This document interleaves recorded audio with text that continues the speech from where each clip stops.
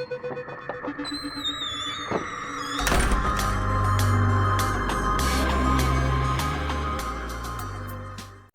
Halloween, everybody. I'm the Travelbox Gamer, and welcome back to Vampyr.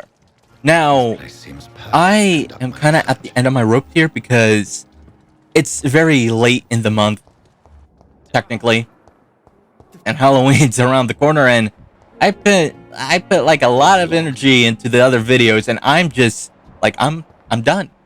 I'm kind of done. I mean, I've started this and I want to finish this, but I can't really commentate on this game too well, at least not on my own. So, and it's a little too late for me to call in Lorenzo or Despair, so we're kind of fucked. Okay, that's fine. I have an idea to talk about while I'm doing this video, and there's several more videos to come. I'm just saying that right now I'm feeling it. So, hi, are you still alive?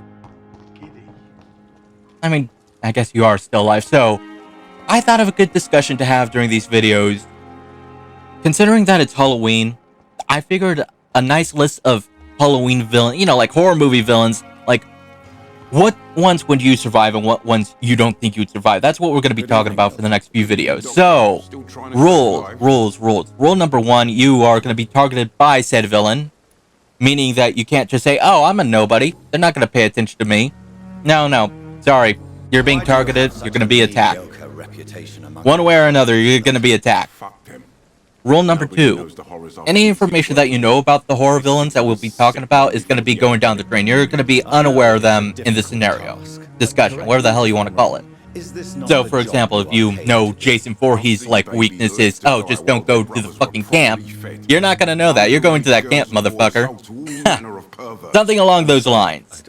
I think that's good on the rules. I was going to add, like, rule number three, that the people you're around are friends and family, so you can't just, like, dip on them. Because, let's face it, if shit's going down, and I'm surrounded by a bunch of strangers that are seemingly getting killed off, there's no reason for me to stay. I'm getting the fuck out of there. Like, I would say that would be, like, keeping me in the fucking movie, but you know what? Maybe that would be rule number three. Yeah, no. Your friends and family are going to be a part of it, and they will be getting picked off. So, we can't just say, we're fucking running away. Or we can. Depends on how you view your family and friends. But let's just put that, like, in the scenario, too. Alright? We'll have it in a, like, 5-10 rating system. I really like those. So, on a scale of 1 to 10, how well do you think you will survive against this horror movie monster, villain, whatever the hell you want to call him? 10 being, oh yeah, I'm definitely going to survive. I'm actually going to thrive. I'm going to kill this fucker. And 1 is, oh, I'm so dead. There's no question about it. And 5 is more like 50-50. Like, yeah, maybe I'll survive. Maybe I'll die. 50-50. Then, you know, anything above 5 is all like, there's a good chance I'll survive. Probably get hurt. And below would probably be like, I probably have a slim chance. But, you know, I'm probably going to die. Yeah, that sounds fair. So, who should be first? Who should be first? Jaws. As a kid, I was afraid of Jaws because that was, I think, the first horror movie I've ever seen. Now, the scenario would be that it would be going like the movie. We're just having a nice day at the beach, and then some motherfucker gets bit. I would say that because we're main characters, we don't get killed in the initial, like, when the villain pops up, we're not killed right off the bat. I say that we're given some screen time before we are actually picked off. Does that sound fair? I think that'd be fair. Just for the name scenario. Like, we're still gonna be vulnerable. Like, we don't have plot armor, but it'll give us a chance to survive for a bit. Okay, so with Jaws, I'd say I feel like a 10 out of 10. Though I will admit there's probably like a slight chance that might get beamed down to a 9 or an 8.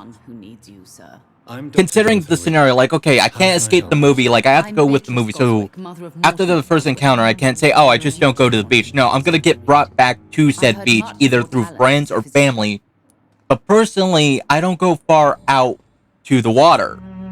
I personally stay more close to shore when I go to the beach. So, the fucking shark has a disadvantage on that. It has to get through several other people before me, but then again, you have to throw in the other factor that it has a hate boner for my ass specifically. I still say that I want to give myself a 10, mainly because I would be further. I mean, then again, this motherfucker could be very stealthy too. Not much to say. I mean, how would the scenario play out? Like, oh, a friend or family member invited me to the beach, and I'll be like, you know, a shark literally just killed someone here, and they'll be like, no, the people said it was fine. And I'm like, all right. Could get caught off guard like that, especially when someone says, oh, it's fine, there's no more sharks around. Like, you know how in the movies that, at least in the first one, that happens. It's been a while since I've seen any of them, but that's basically just of the first one. I still want to say it's probably like a 10. Just because, like, I mean, yeah, even if I get on land, if I see that the fucking shark's gonna be, you know, dead ass set on trying to kill me and, you know, accidentally gets on land, like, I'm not gonna stop and gawk at it. I'm gonna keep moving. Because I know that if it gets near me, it's gonna grab my ass and, you know, that'd be it. So I'd say 10 out of 10. With the lowest being an 8 or a 9. Like, I'm more confident with a 10 out of 10, though. Realistically, in this scenario, if, like, we weren't contained to the beach because of this, you know, set rules, I say 10 out of 10 automatically, because first time it happens, I'm just gonna fuck off. But, like I said, the movie is gonna keep us getting back to the area. So, Jaws, out of the water, no pun intended. Who will be next? Who will be next? Anybody watch Scream? Ghostface? That one's a little tricky. Good evening. Because on one hand, I do want to say, oh yeah, it's just some dude in a mask and a knife. That don't sound too hard to survive, but you have to factor in the element of surprise. Remember in the movies, and spoiler alert if you have not seen the movies, this motherfucker is someone that you know. Could you at least tell me? Another thing is, this motherfucker isn't just one motherfucker, it's another motherfucker, so you have to deal with two bitches. But we're not gonna know this information. Why did your mother have you hospitalized? Sorry, I guess that kind of disregards that previous information, but we still have the element of surprise to discuss. That's gonna be a factor that fucks with us the most. She'd go all the way to hell and back to help me. Because if we get caught lacking, it's not gonna end too well. Like, honestly, I want to say it's a 5, 50-50. But it really depends. Like, it depends on where I'm gonna get attacked. You know, like, it depends on my mental state. That's tempting, Doctor. It depends on what's around me too. Like, you have to factor in some things. I say 50-50 at the best. The most realistic possibility, I say 4 out of 10. Just because, you know, there's so much against me. But the best case scenario, 50-50. And let's talk about location. Location-wise, if I'm home, or someplace familiar, because remember, this motherfucker in the movies, he will attack you wherever you are, but he likes to pick you off when you're mainly alone. How are you? If I'm alone at home, I have the field advantage, sort of, because I know where my self-defense stuff is. However, if I'm outside my home, where I have limited stuff to protect myself with, or, you know, in the most realistic case, nothing on me to protect myself.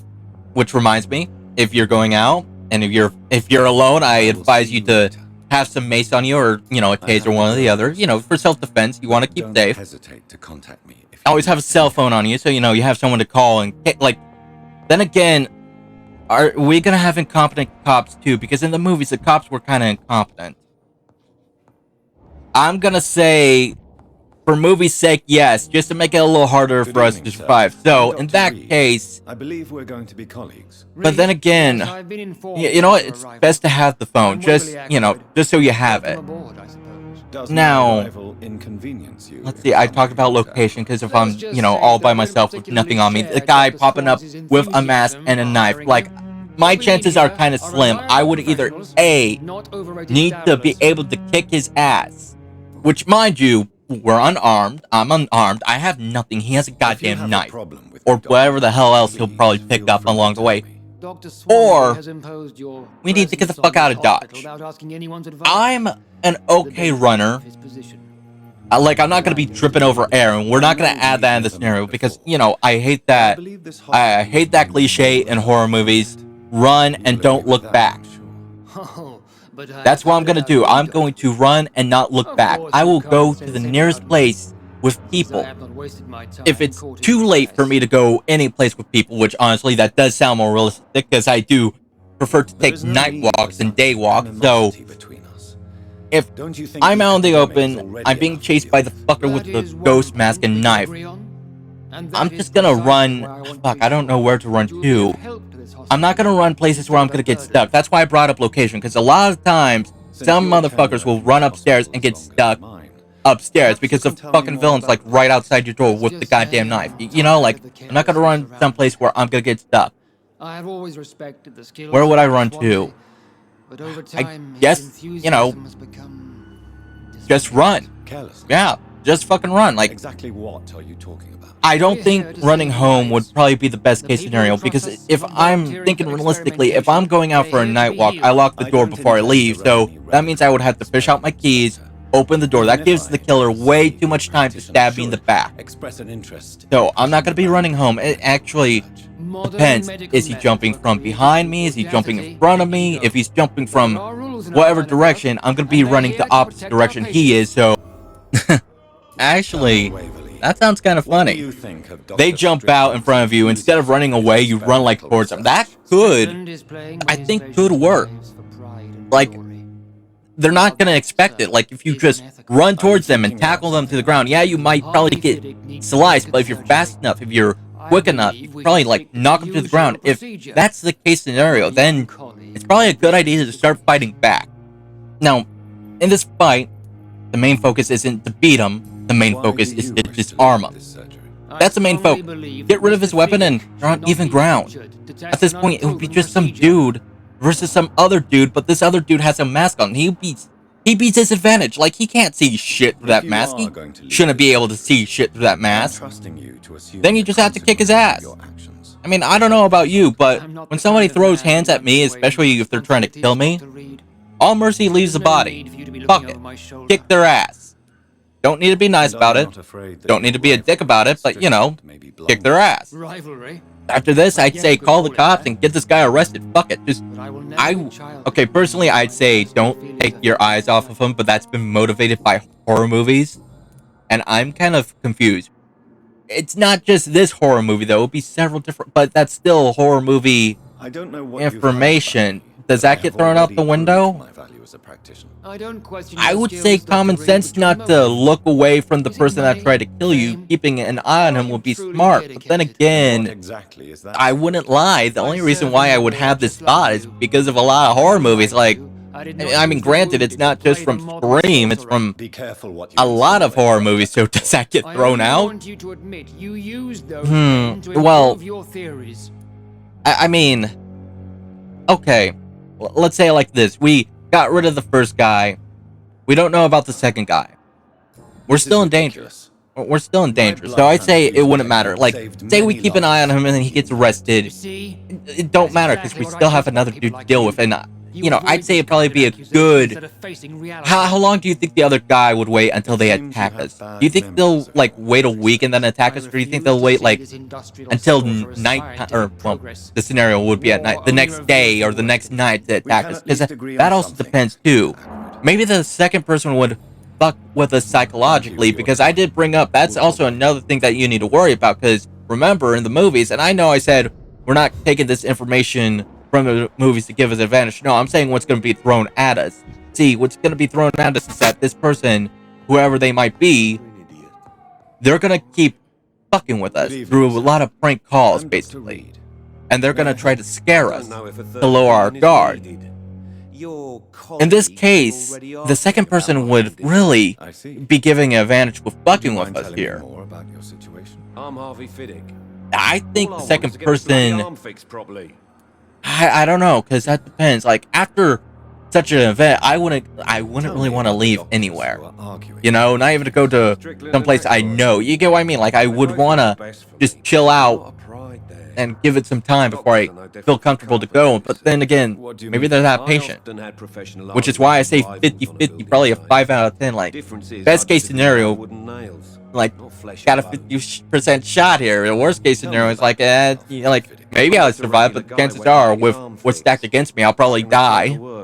Now, if you told me that I did know what was going on, like, for example, in the Scream movies, the Scream movie itself is a parody. So if I recognize the movie and I know it's a parody, and I've seen a good chunk of them, I would know what to do. That's actually a very good counterpoint.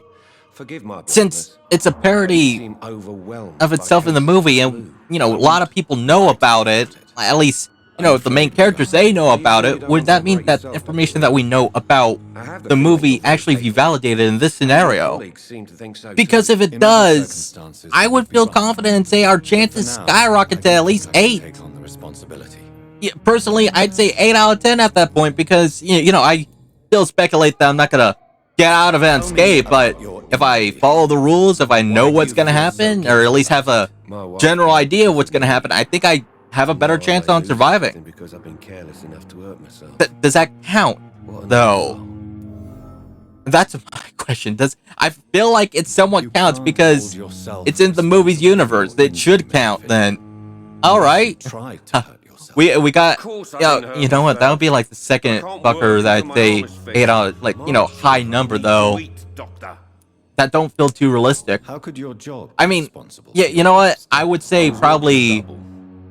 She went out to bring me a hot meal and like, got caught in a German realistically, I'd probably be more 6 out of 10 in this case, because just because you know it's gonna happen doesn't mean you're mentally prepared for it to happen, you know? Like, you're still getting attacked, and, you know, you're still, like, not sure when you're gonna get attacked, so I'd say it probably just pushes up, like, 1 point, so 6 out of 10. That feels more realistic.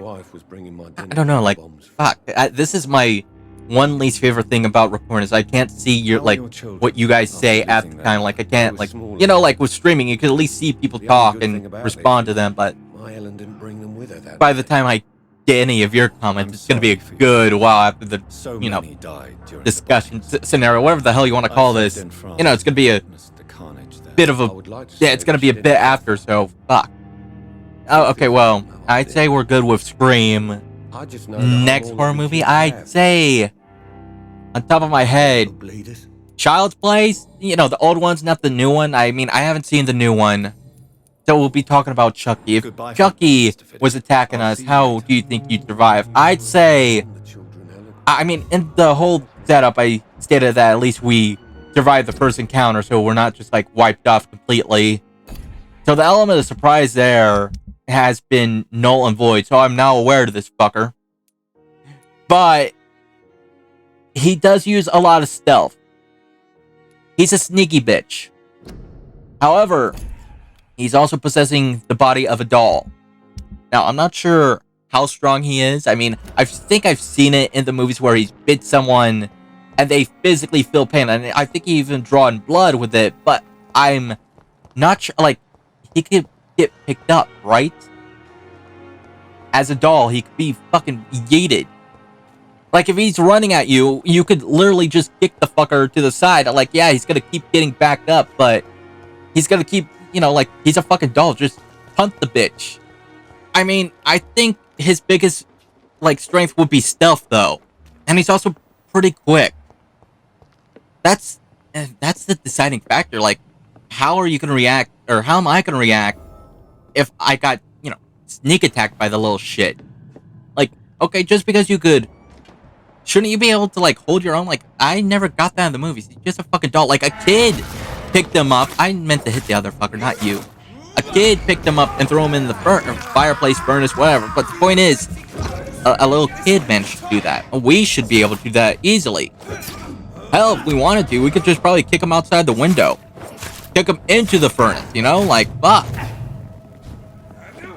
So, how would I rank this? How would the scenario go? Like, I mean, we're gonna be hunted by this fucker. He's gonna want to kill us for some reason. Probably to get our soul or some shit. I don't know. I don't remember the movies. I just remember that was like a point in the first one. He had to kill like the kid because it was the first person he revealed to or something like that. So he's after us for our soul. He doesn't want to, well, then he wouldn't be trying to kill us. He'll probably be doing a ceremony. Yeah, if he's going after us for, soul reasons, I don't think he'll be trying to kill us. He'll be trying to subdue us to get a ceremony started, but that would mean he had to knock us out first, tie us up, and then start chanting. Holy shit, we would have a little challenge here.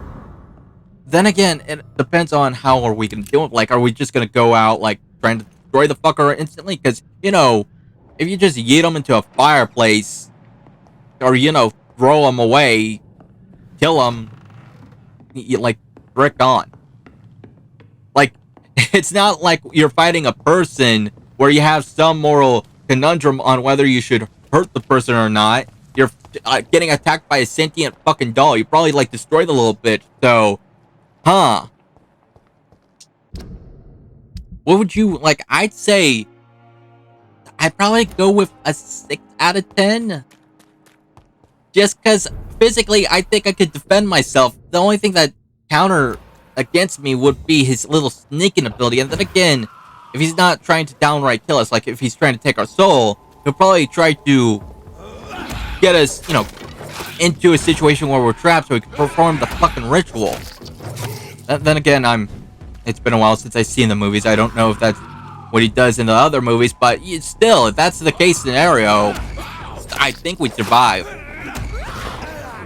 I mean, originally I was gonna say 8 out of 10, 9 out of 10, because I was thinking in a fight, oh yeah, I could definitely kill this doll. If it weren't for that knife, it'd be a 10 out of 10. But then I started thinking about how, like I mentioned so often, he's a sneaky bitch. He could take us by surprise. That's the only winning factor I can think of on top of my head. So, yeah, Chucky kind of came and went pretty quickly. I was kind of hoping for a few more minutes. Shit. Who else? Give me a second. I need to think. Shit. There's a lot of people. Fuck, there's a lot of fucking...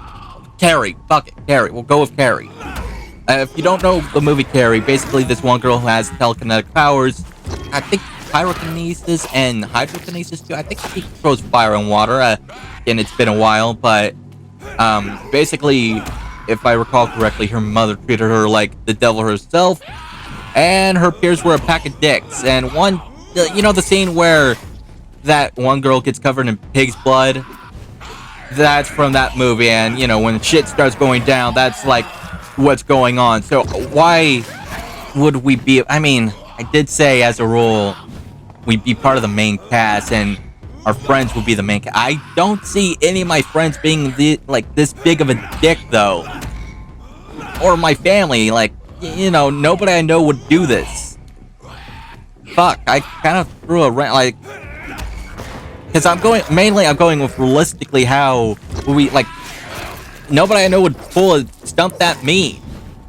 I mean, maybe some people from school, fuck, I don't know. Okay, say that we're not, but we're fucking main characters. Are we just, the main character that's a part of the group but isn't really a dick because they're the main character? That's kind of weird.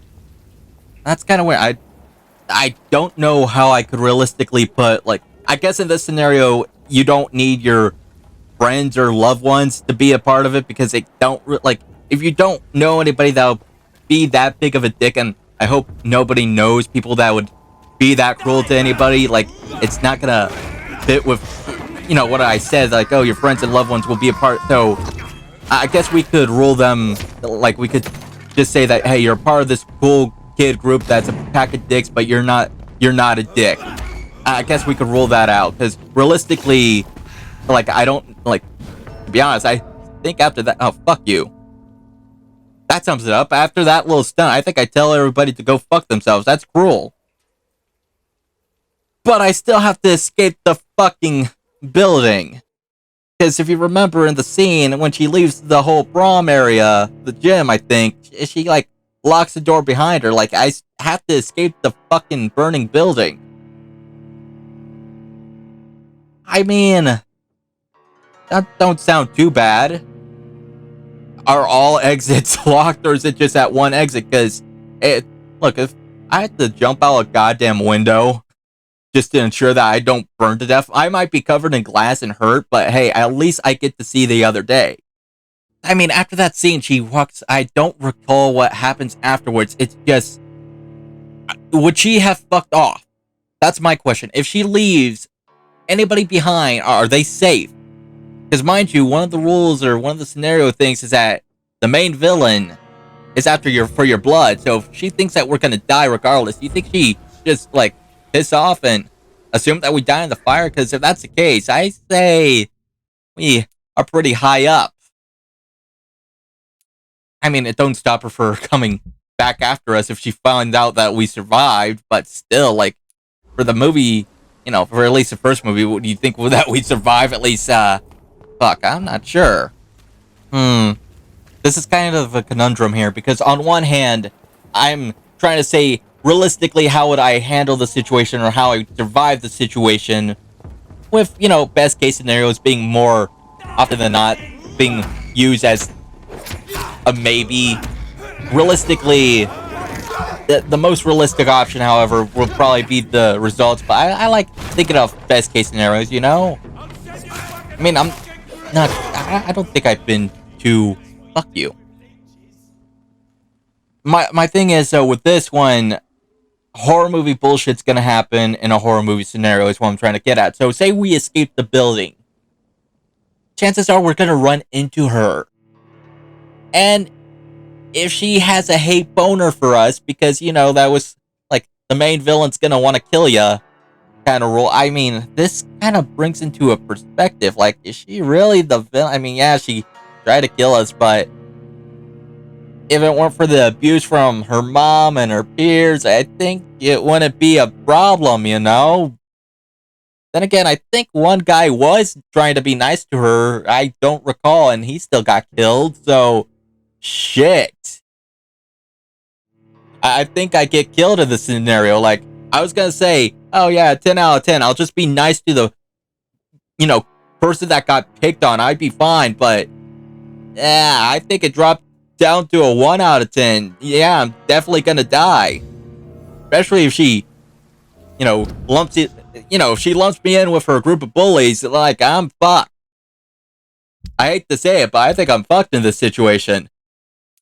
First guy, Jaws, oh yeah, that's probably gonna survive that shit. Fucking Ghostface, I could see myself somewhat surviving. Especially if I had the advantage of knowing his bullshit. Chucky, he might kind of get me, but I physically feel like I have the advantage. Carrie? Look, she has mind powers. She could fuck me up. Especially if she wants to fuck me up. I'm gonna die. I mean, I could be as nice as I want. If someone with mind powers wants you dead, you're dead. And I'm getting very sick of this area right here. I'm getting pretty fucking sick of it, and we're very close to the end of the video. I don't think we could get another person in without going over. So, how did everybody like the discussion? Scenarios, whatever. I think I got more into it with Scream. I really feel like, because with Scream, I could see the whole scenario playing out.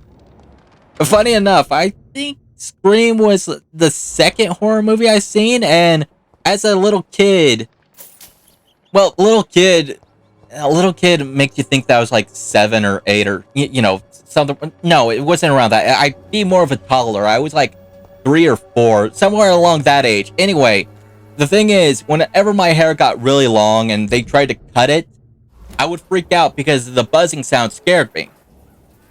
So, they decided that the best way to deal with this was to put on the movie Scream. It worked, because according to my family, whenever they put it on, I would not move. I would keep focused on the entire movie. Like, it worked out. And I'm thinking, yeah, it probably worked out because I'm seeing something horrifying in front of me and not really paying attention to the horrifying sound. I remember my grandpa when he told me about it. I was like, wait, you played a horror movie in front of a toddler to get him to shut up, and he looked at me and said, well, it worked. I mean, he's kind of right. It did work, and honestly, I don't think anything negative came from it. So, we're good? We're alright? Huh. If any horror movie fucked with me as a kid, though, I'd say it was Jaws, because I thought that sharks popped up from every source of water, not just the ocean. So, you can imagine how difficult bath time would have been for a toddler who thought a shark was gonna pop up and eat him.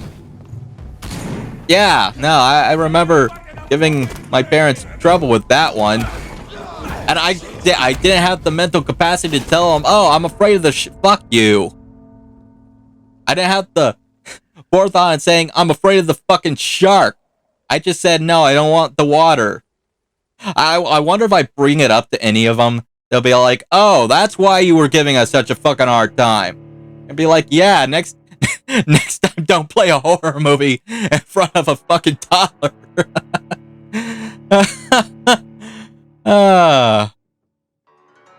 Anyway, I think this is where we're gonna call this episode, so thanks for watching, everybody. I'll see you next time. Take care. Please like and subscribe, and have a happy and safe Halloween.